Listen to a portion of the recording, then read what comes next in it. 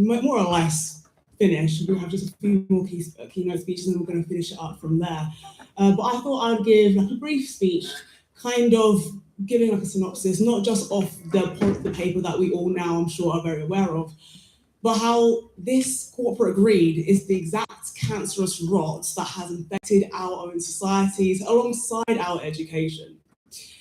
So the BSix College paper that we all know, that we've all read, is very simple. I'm sure I don't need to go into that much detail yet again, but I'll do so very, very briefly. This was a college, quite simply, that was consistently regarded as always in debt. It was a college that was consistently regarded as pushed to the brink of closure. It was literally pushed into a merger, for God's sakes, and it had no choice but to do that.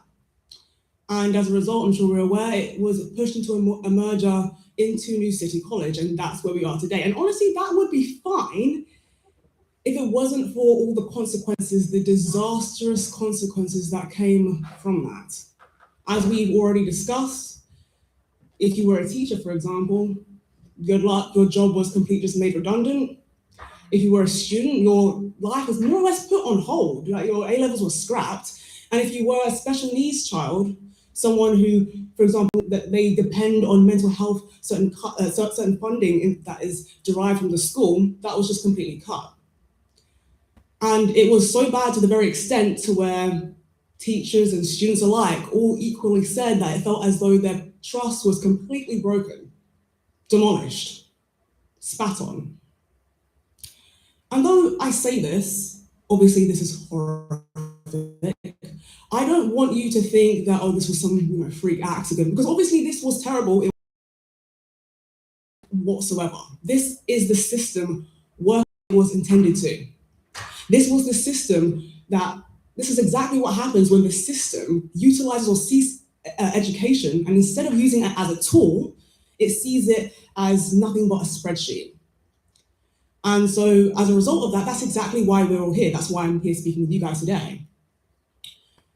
Because whether it's today, whether it's tomorrow, whether it's next week, next year, wherever it may have you, this exact same corporate greed, that is the reason as to why BSix Sixth Form College is the way that it is. This exact same corporate greed that is now infesting our institutions, infesting our corporations, this exact same corporate greed, mark my words, will be that corporate greed, or is that corporate greed, that is shaping not only our futures, but the technological advancements that we found ourselves in today, for example, AI. And this is kind of where we get down to. When we are allowing these institutions to more or less act with impunity, we find ourselves here. They are prioritizing efficiency over literal human lives. They're prioritizing efficiency over actual people. And the people who actually pay the price of that are me and you and I. So I just want this report to be a very stark but very clear reminder to absolutely everyone in this room that this is exactly what happens when corporate greed and corporate logic take over institutions or take over things that are run and depended on by the community, by absolutely everybody, especially those students in Hackney. So I feel like the question is very simple. Do we want these corporations, these institutions, technology, do we want these technologies, institutions, do we want them to serve us, the people, or should we all just continue to lay down our lives in gleeful abandon as we have been and just serve the institutions and technology? Because to me, the answer is pretty simple. These things should be serving us. And if that's going to be the case, I think it's about time that a lot of us, not just us in this room, but us as a collective, start acting like it. Because at the end of the day, we are the only ones who are going to be able to preserve our future. And I think it's about time that we start seriously acting like that and realizing it sooner before it's too late. Thank you.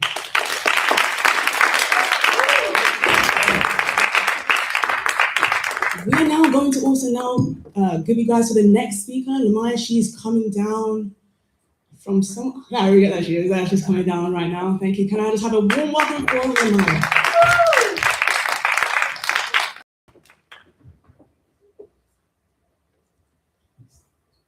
I'm going to read some of this off my phone. I'm just hoping that Bashment track doesn't start playing while I'm, while I'm scrolling through. So hi everyone, my name is Lamaya Sheree and I'm the CEO of Enact Equality, which is an organisation that runs national campaigns for racial justice with celebrities and political leaders with an aim to change laws and policies to better protect Black communities across the UK.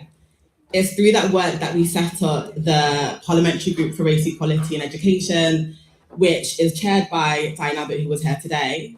And it's essentially a group of members of the House of Commons and members of the House of Lords who join together to advocate for greater racial justice in our education sector. Now, my talk today is going to be a little bit different to what you've heard during today's discussions. I wanted to give a little bit more of a personal touch because I feel like my journey in education is a pretty good example of why education is so important, but also why advocacy is crucial, I guess, for having an impact on the society around us. So if you can't already tell by my accent, I'm from Nottingham, so I'm not from London. I'm from a big Caribbean family around the outskirts of Nottingham. And when I was growing up, I was raised in like a really protective, pro-Black family. And when I went to school, I was sent to a Catholic school. And the secondary school that I went to, there weren't hardly any Black children in my school. And I remember on the first day I went to like an English literature class and my lesson. And the teacher was reading, you know, the Mice and Men. Yeah, people like nodding. And there's a racial slur in the book. And I remember that the teacher just read it out. She didn't censor the word or anything. And I was like 11 years old. And it was that moment where, you know, where everyone turns to look at you, everyone goes silent and you feel like super hyper visible. But I also remember that before that day, my mum had told me, if anything happens in school that makes you feel uncomfortable, run home and tell me and I will come into school the next day and I will sort it out for you. So after that day, I ran straight and snitched, told my mum. The next day she went into school, spoke to the teachers, and they changed the way that they were going to teach books around Black history, but books in general that had racial slurs in them going forward. Now, that was obviously like a super powerful moment for me, right? I was like 11, 12 years old, and it made me realize that when you use your voice, you can make a difference, and it can impact the experiences of other children that are going to come after you.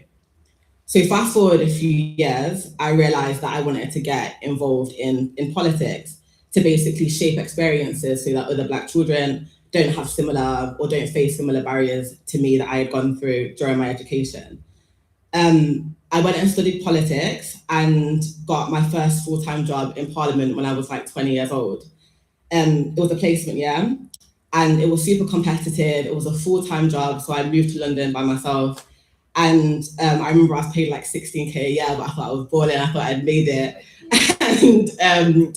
And there were loads of events on and political events and stuff like that I wanted to get involved in. When there was an event that was hosted by John Burko, you know, the guy who shouts, "Order, order, Mr. Speaker," right? So his house is actually on the parliamentary estate. So he lived on the parliamentary estate with his family and his kids and stuff. And he would host events at his apartment. There was like a massive reception room. I'm calling it an apartment, but it's not, it's a residence, do you know what I mean? And like hundreds of people would go, there'd be like parliamentary staff and stuff. And I was at an event one time, it was like a talk like this, and my senior colleagues were stood behind me. And the event was about to start, everyone goes silent. And then my senior colleague behind me shouts out in front of everyone, "Lamaya, go and get a garden rake for your hair. I can't see past you. Go and get a garden rake." Now, I'm 20 years old. This is my first job. I'm in Parliament and no one says anything. No one interjects. Everyone just remains silent.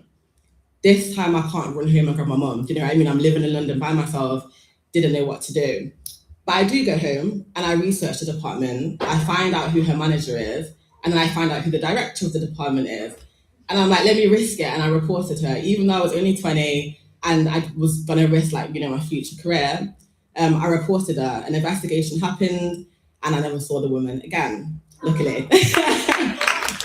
Thank you. But also the department changed their policy on, well, they introduced a new policy on microaggressions and inappropriate language in the workplace. Now, again, you know, another powerful moment, but it also made me realize, you know, that for change to happen, like someone has to act, someone has to say something, someone has to be brave enough to not just let like little comments slide. It might be a comment about hair, it might be a comment about your language, your accent, or something in the classroom or whatever. But the fact of the matter is that these comments can build and lead to harmful environments for people of colour. That's why I set up an act. That's why I launched the APPG, and that's why we went on to launch a national campaign against Afro hair discrimination. So we worked with the Halo Collective, we launched a campaign, and it hit headlines across Sky News, ITV, BBC, and so on. It was backed by Dove and Pantene, and it led to the Equality and Human Rights Commission and Number 10 Downing Street introducing new policy guidance to reform uniform policies across England, Scotland, and Wales. And now that was really interesting. It was really exciting. It led to a lot of positive changes. But it also led me to look at my own identity and how I show up in the world. And I took the decision a few months later to shave off my head, which was it was a very interesting experience, but also I'm very glad that I did it because it led me to have really honest conversations about my natural hair, about how I represent myself, and about what agency looks like to me. You know, no one asked me to do it, it wasn't by force, but it led me to an opportunity to fall back in love with like my history, who I am, and have a healthier relationship with that part of my identity. But that's also why I believe that education, like right from the beginning, should give every child that same sense of agency, like the power to define themselves, the courage to speak up, the tools to think critically, and the confidence to lead environments. And like holistic education cannot take place if children just simply don't feel safe, whether that's in school, whether that's in college. And a child who feels stereotyped can't perform at their best. A child who feels invisible can't reach their full potential. But when children feel supported, when they feel respected, and when they see themselves reflected in the curriculum, like something genuinely shifts, and we've seen that in all of our work. Their ambition expands, their self-belief grows, and their voice strengthens. And that's what I hope like everyone in this room and everyone that's been there today is working towards. Not just, step-by-step incremental change, which is obviously important, but also generational change, right? Like what can we do today that will have a positive impact upon those coming after us? If I can run my mouth at 12 years old, I'm sure that we can do a lot more in our day-to-day activities today. And it speaks to like how we address microaggressions. Do we address them or do we let them slide? If someone says a little comment about how we show up in the world or our identity, how do we address that? And I think it's important to address it in not just an individualistic manner, but also to think about the next person in the same environment that you're in today. So to like any students here today, I think it's really important to reiterate that we all have more power than we think. And to anyone who like educates children, you literally shape futures every single day, because change doesn't just happen by accident. Like it happens by force. It happens when you insist it. And I can't stress this enough, like education should not be a place where children have to shrink themselves to survive. It should be a place where everyone's encouraged to reach their full potential.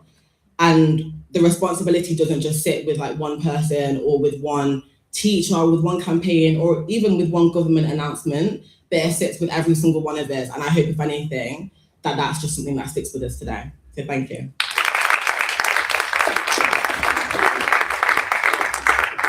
Wow, thank you so much for that, Navaya, especially sharing your personal stories. Thank you so much for that. We are now going to swiftly pass this on to one of our last speakers, that being the Messiah twins. So thank you, give a warm welcome to Messiah. Oh, am I there you're that short than me? How do I put this up? I'll hold it. Yeah. That's cool. I think it's even better like this. It's cool, yeah. Hi guys, I know I've got the graveyard shift, so just pretend like it's the first time, the first speaker. So forgive me for repeating a few things that's already been said, but I'm here just to wrap everything up. As has been said already, what's happening in BSix must be understood within a wider pattern of corporate capture, reshaping public life. Every day, our society is being consumed by unfettered corporate greed, a greed that refuses to distinguish between our lives and their profit, a greed that finds new ways to commodify our collective survival. only to sell it back to us as EDI favors, corporate responsibility initiatives, and philanthropic benevolence. A greed that makes no distinction between what is sacred and what is scalable, just as the line between what is just and just enough is intentionally blurred. We live in a society that reduces us to our economic functions: consumers, tenants, service users, instead of recognizing us as whole, complex human beings, beings that are shaped by our families, our cultures, and our community. And now our schools and colleges, once places that nurtured talent and ambition, risk becoming vanity projects for big businesses to secure their bottom lines and turn out future employees. Corporate greed essentially trades humanity for profit and treats ethics like an inconvenience. Disinterested in the genocides that sponsor and force traumatized children to our British shores. Disinterested in the estates they demolish and prop up another Costa that nobody asks for. And disinterested in the lifelines they cut through another sixth form merger. Corporate greed sees our most basic needs as market opportunities. The provision of food is no longer about nutrition, but about controlling the agricultural supply chain. Public health. Healthcare is no longer about public health, but about the commercialization of treatment. And education is no longer about human development and expanding opportunity, but about serving market incentives of private investors who frame students and staff alike as numbers on a spreadsheet, rather than living, breathing custodians of our future. Corporate greed unfolds like a game of Monopoly, played between politicians and our private sector. Essential public services are treated as real estate, bought and sold to strengthen business portfolios, with little regard for the real people displaced in the process. The elites participating often don't know what it means to rely on further education for social mobility.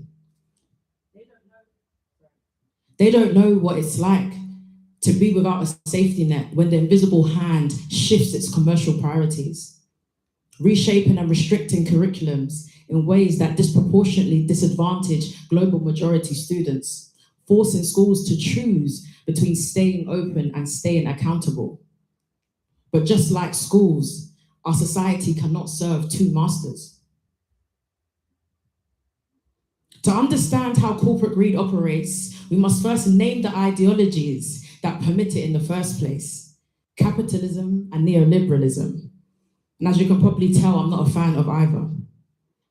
Both in different ways suggest that business-led growth is the engine of prosperity, and that the accumulation of wealth deserves more political protection than the universal and democratic rights of the masses. Capitalism sets the stage for a cultural obsession with profit as the ultimate marker of success and worthiness. It becomes so entrenched in our collective psyche that we mistake it for just life. And what is normalized begins to feel natural, and what feels natural goes unchallenged.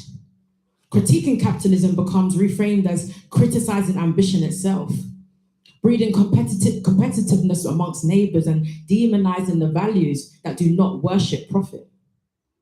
And this profit in turn enables individuals and corporations to buy more land and resources, and ultimately more influence and power. The cycle continues. Neoliberalism builds on this by asserting that markets are better at organizing our society than democratically elected governments or our community wisdom. It suggests that basic human provisions like food, shelter, and education should be determined by how much people are willing to pay and delivered in the cheapest, no, they would say the most efficient way possible. And under this logic, even our human rights are effectively allocated to the highest bidder. And I'm absolutely biased, of course, and if you look in the Oxford Dictionary, you will not see these definitions. But if we look around us at how the world operates, inequity and inequality appear to be the only guarantees under a system where privilege, power, and politics set the rules of the game. Both ideologies exploit our most primitive instincts to survive and to belong, while simultaneously eroding the social and economic fabric we rely on for security. Because after all, A weakened society is much easier to control. The Microscope to Society reports highlight how financial pressures, short-term thinking, and corporate takeover brought about a merger that failed to center the needs of the staff and the students, breaking the trust between the community and the institution in the process. And unfortunately, like it's already been said, this is not unique to BSix. It reflects a broader pattern that has shaped modern Britain since the 80s and 90s, when successive governments embraced the idea that the public sector is inherently inefficient, and must be managed like a business to drive improvement and innovation. Improvements we are still yet to see. And take a look at private prisons. Many are incentivized to generate profit through government contracts that pay a fixed daily rate for keeping prisons full. These giant firms cut costs and increase revenue by relying on exploitative labor, while overcrowded facilities overwhelm the underpaid and underexperienced staff who are ill-equipped to meet the complex needs of society's most vulnerable populations they supervise. And this in turn obviously undermines the morale and the stability needed to keep prisoners safe or provide the rehabilitation that they've been promised under law. When those in power prioritize metrics, turnover, and market share, who safeguards the physical and mental and emotional well-being of these prisoners? Who advocates to ensure that they have access to nutritious meals, qualifications, and clean clothes? If the corporatization in schools is failing students and staff, what deeper injustice is being inflicted on those we have collectively discarded? And it's the same pattern that exists within the NHS. Corporate style management prioritizes financial and performance targets over quality care that's delivered to patients. Racialized communities are excluded from the strategic decisions that shape their outcomes, contributing to persistent health inequalities, including the reality that Black women are 5 times more likely to die in childbirth than their white counterparts.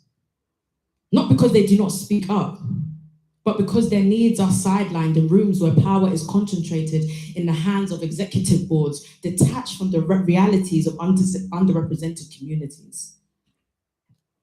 Meanwhile, staff face rising workloads, burnout, and are pressured to meet managerial priorities over professional judgment. And here's the conclusion. Now that we have looked across society at just some examples of how state-sanctioned harm operates as a political project that humanizes profit and alienates people, I hope we can begin to understand that the unjust situation BSix is put in is entirely unfair. As evidenced in the report, it's clear that the former BSix College was a local treasure, a place that met students where they were, offered second chances and nurtured confidence and built community trust. It operated on the simple belief that a well-rounded, quality education is not the luxury reserved for the winners of Britain's postcode lottery, but a fundamental right for everyone, regardless of your social class, your race, your gender, your ability, sexual orientation, or citizenship status. BSix understood this, and it was effectively punished for refusing to leave anyone behind. Underfunded does not mean underperforming. Mergers do not automatically mean progress. And when education is forced to serve the market before it serves the community, it fails. Not just its students, but an entire generation whose diverse needs will go unmet. And I recently heard someone argue that young people are the most oppressed group in society. And I believe it's true. We have forgotten our role to protect them, whether that's in the streets, in their homes, or in the classrooms, whether from police, austerity, or corporate greed. So today, as you've listened to the voices and the testimonies in the report, ask yourself one simple question. Who does education really belong to? Thank you.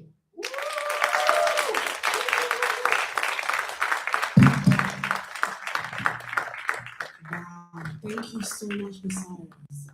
I think a lot has been said, a lot, not only just impactful, but like I said, a lot that we all can resonate with has been said. And I think there's going to be a lot for you guys to take home tonight. I think one of the main aspects and the main reasons as to why this was even formulated, why this event was even curated, was so that we can create, we can bring minds, young minds, old minds, wherever it may have you, together and actualize this change that is, at the end of the day, down to us. So as we close, before we say goodbye, I wanted just to ask an open-ended question if there were any other meaningful statements that anybody wanted to say or any other questions in regards to everything that has been said over the past few hours. Nobody? It's fine, there's been a lot that's been said anyway, and that's fine. Well, if that's the case, then I just want to thank you guys yet again for joining us today. Thank you again. Can I just thank you and the organisers for the job that you've done today, because I think, I'm probably the oldest in the room. And it's quite inspirational and it's refreshing to see all these